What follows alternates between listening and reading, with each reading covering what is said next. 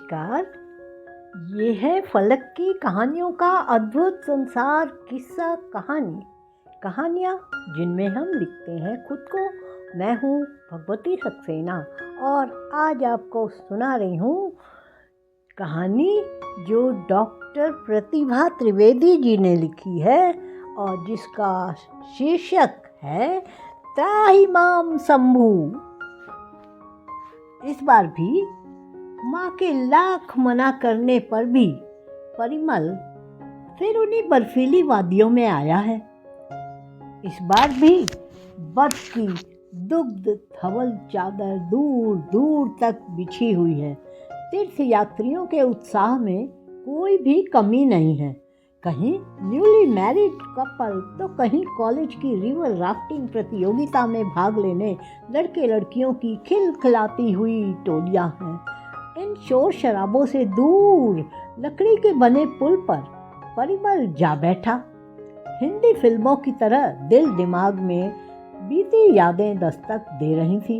अपनी 4 साल की बिटिया चांदनी और श्वेता के साथ जब वो 4 धाम की यात्रा के लिए निकला था। श्वेता एक धर्म भीरू महिला थी और वह भी आस्था से भरा भक्त। अपनी i10 कार में जब यात्रा आरंभ किया और जोरदार जयकारे का उद्घोष किया तो यही लगा था मानो स्वयं नारायण ही अदृश्य यात्री बनकर साथ साथ चल पड़े हैं। यात्रों का प्रथम पड़ाव आनंददायी था। गंगोत्री धाम से पहले झाला गांव में रुका था उनका परिवार। पहाड़ी के तले लकड़ियों से बने गेस्ट हाउस में उन्हें पनाह मिली थी। बगल के गेस्ट हाउस में श्रद्धालु देर तक ढोल मजीरे के साथ भजन गा रहे थे, जिन्हें सुनते सुनते कब आँख लग गई पता ही नहीं चला। अगले दिन वो पतित पावनी गंगा के तट पर जा पहुँचे थे। गंगा नदी का विराट सौंदर्य सामने बिखरा पड़ा था।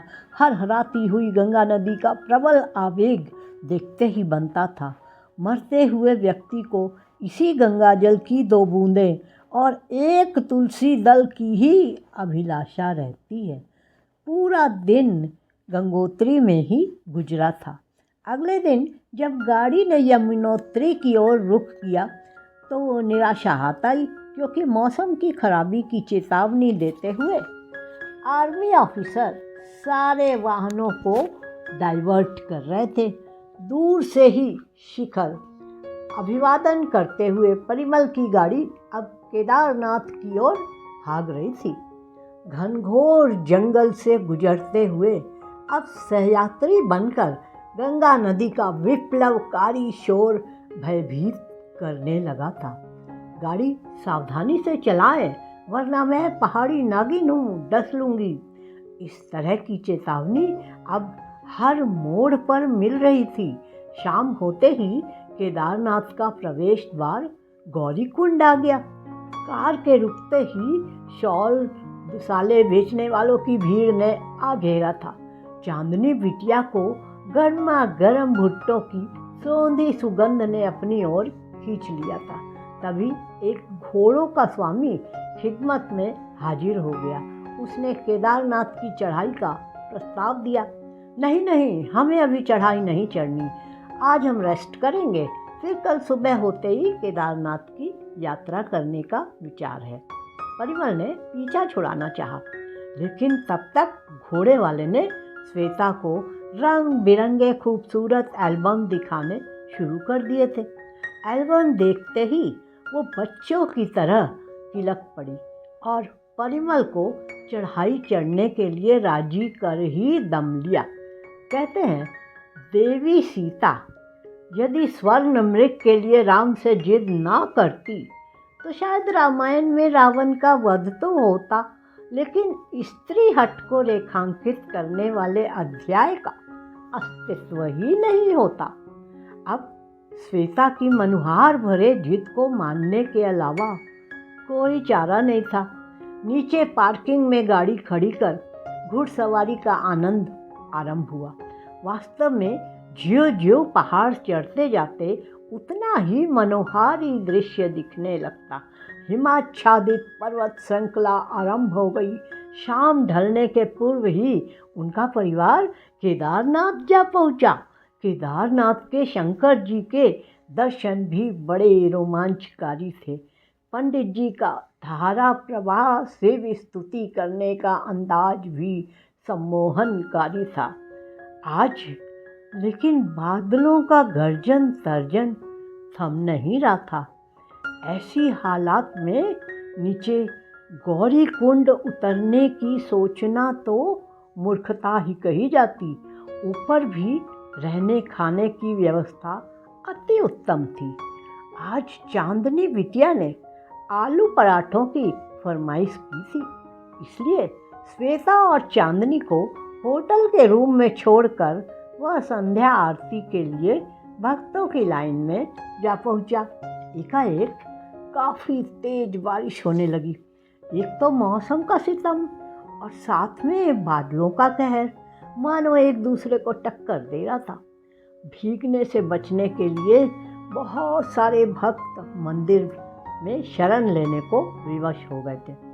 तभी जाने कहाँ से पहाड़ों को चीरती और कहर बरपाती मंदाकिनी नदी ने अपना रौद्र रूप दिखाना आरंभ कर दिया।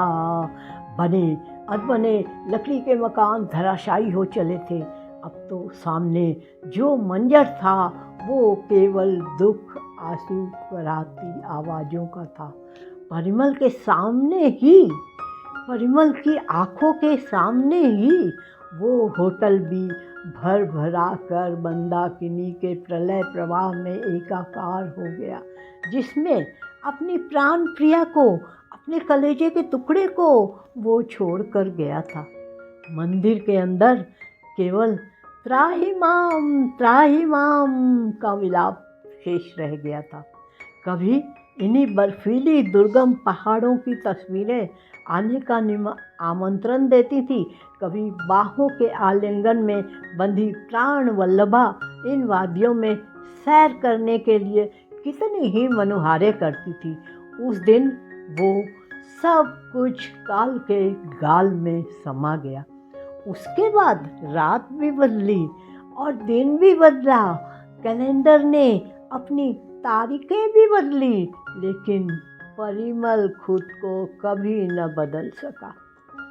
अक्षय तृतीया के दिन जैसे ही 4 धाम यात्रा आरंभ होती है, परिमल पागलों सा केदारनाथ धाम की यात्रा पर निकल पड़ता है। हर गली कूचे में, घाट घाट में श्वेता और चांदनी को ढूंढता फिरता है। इस बार भी वो माँ के लाख मना करने पर भी केदारनाथ भोलेनाथ के दरबार में आ पहुँचा है। ये कहानी इतनी ही। अभी आप सुन रहे थे भगवती सक्सेना की आवाज़ में डॉक्टर प्रतिभा त्रिवेदी जी की कहानी त्राहिमाम शंभू। ये है फलक का चैनल किस्सा कहानी। फिर मिलते हैं एक नई कहानी के साथ।